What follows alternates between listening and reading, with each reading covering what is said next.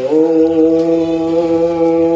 గురు బ్రహ్మ గురు విష్ణు గురుదేవ మహేశ్వర గురు సాక్షాత్ పరబ్రహ్మ తస్మై శ్రీ గురువే నమః. ఓం అఖండ మండలాకారం వ్యాప్తం ఏన చరాచరం తత్పదం దర్శితం ఏన తస్మై శ్రీ గురువే నమః. స్తోత్రియ బ్రహ్మనిష్ట గడిచినటువంటి మన గురువారైనటువంటి పెద్దలందరూ కూడా, మన అమ్మ కూడా, మీనాక్షమ్మ గారు కూడా నా హృదయపూర్వక నమస్కారం చెప్తూ, అట్లే తన సుపుత్రుడైనటువంటి సురేష్ గురుగారికి కూడా నా యొక్క హృదయపూర్వక నమస్కారం చెప్తూ, ఇక్కడ వేదిక నుంచి అందరు ఉన్నటువంటి గురువులు కూడా నా యొక్క శాస్త్ర నమస్కారం చెప్తూ, మరి ఇక్కడ ఉన్నటువంటి భక్త మహాశయులకు అందరూ కూడా నా యొక్క నమస్కారం చెప్తూ, ఈ యొక్క ఉపన్యాసంగా గురువు అంటే ఏమి, గురువు యొక్క తారతమ్యం ఏమి, గురువుని ఎందుకు చేరాలా అనే విషయంలో చెప్తున్నాం. గురువే సర్వస్వమని, మరి గురువు కన్నా మించిన దైవం ఏది లేదని వేదాల్లో, శాస్త్రాల్లో, ఉపనిషత్తుల్లో, మహావాక్యాల్లో కూడా చెప్తున్నారు. కాబట్టి గురువు చాలా గొప్పవాడు, ఆ గురువు కంటే మిన్నైనవాడు ఎవరు లేడు అందుకని చెప్తున్నాను. కాబట్టి గురు యొక్క స్పర్శన, దర్శన, సంభాషణ, గురు యొక్క స్పర్శన వాళ్ళ యొక్క నీడ తాగుతూ ఉంటారు. దర్శనం వాళ్ళ యొక్క దర్శనం చేసుకుంటూ కూడా ఎన్నో పాపాల నుంచి ముక్తి అవుతారు మానవుడు.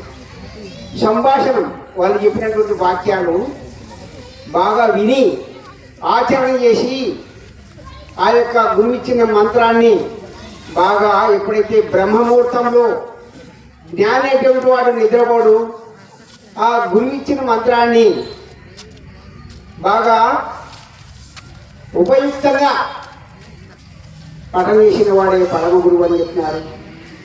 ఆ యొక్క మంత్రానికి సప్తకోటి మహామంత్రమన్న కోటి మంత్రాలు ఉన్నాయి. ఆ మంత్రాల్లో గురు ఇచ్చిన మంత్రమే చాలా గొప్పది. కాబట్టి ఈ యొక్క గురువు యొక్క మంత్రాల కన్నా ఇచ్చింది ఏది లేదు. కాబట్టి గురువే సర్వస్వమని, సాక్షిభూతుడని, గురువే సర్వాధ్యక్షుడని అన్నిటి కూడా పురాతనలో చెప్పినారు. మన యొక్క సృష్టి ఎట్లా వచ్చింది తప్ప అంటే, ప్రణవమందు 5 ప్రాణాక్షరము పుట్టి జగంబులాయనయ్య జతనమవుచు జీవ భావమాయే ఆపై శివమాయే అఖిల జీవన సంఘ ఆత్మని అన్నారు. ప్రాణం అంటే ఓంకారము.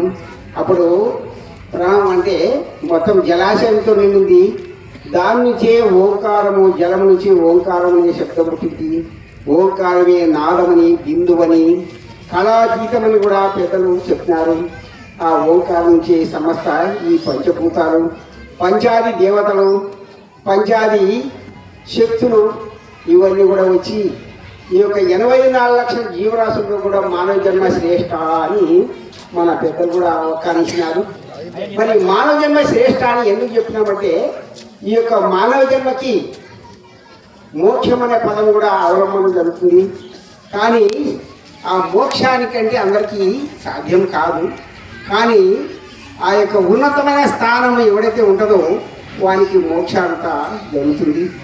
ఆ మోక్షం అనగా మళ్ళీ జన్మ రాకుండా జన్మ రాహిత్యం చేసుకునేటువంటి స్థితి ఒక మానవునికే తప్ప మరి ఏ జీవరాశికి ఏది కూడా లేదని ఒక్కానిచ్చినారు మన ఆరుని. కాబట్టి ఈ యొక్క పెద్దల మాటలు చాలా గొప్పవి. మీరు కూడా గురు యొక్క ప్రక్రియలో ఉండి గురువుని ఎప్పుడూ నిరంతరము గురువు మనసులో ఆరాధన చేసుకుని మనసునందు నిలిపి కొలిచి వారి యొక్క మాటలు, వారి యొక్క సత్సంగంలో పాల్గొని సమరస్సు తెలుసుకునే వాడే జ్ఞానిని చెప్తున్నారు. ఈ యొక్క మాకు సదవకాశం ఇచ్చినటువంటి పెద్దలకు నా యొక్క హృదయపూర్వక నమస్కారం తెలుపుతూ ఇంతతో సమాప్తం చేస్తున్నాను. ఓం